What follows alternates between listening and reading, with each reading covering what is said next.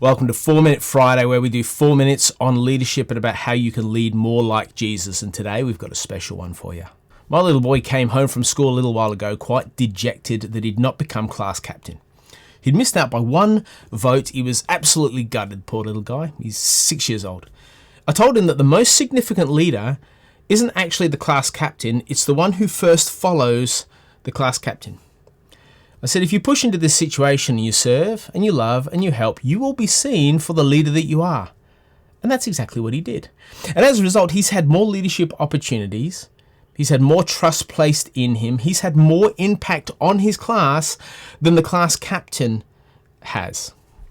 Now, Derek Sivers delivered an incredible TED Talk in which he talks about the first follower is actually the leader.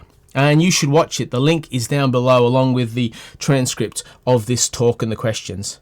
The idea feels very much like it came out of the Bible. The first leader isn't actually the leader. They're this lone nut that everyone looks at with suspicion. But then that lone nut has someone believe in them enough to follow them. And the lone nut becomes a leader because of the first follower, meaning that the first follower is actually the reason why others follow the leader and therefore is in fact the leader. Think about Jesus. Until he had disciples following him, he wasn't a leader to be followed, but a miracle man to be revered. It was Peter and James and John who first followed, and they gave their loyalty and their allegiance and their trust to Jesus. And that elevated his status in the eyes of others. His followers validated his leadership by being willing to be led by him. Our society puts a lot of weight on becoming that point leader. But the most valuable role is the first follower, who says to everybody else, this person can be trusted and I will follow them. When our focus lands on being the best first follower I can be, then we position ourselves to serve, to love, to humbly support whatever is taking place. And it requires humility.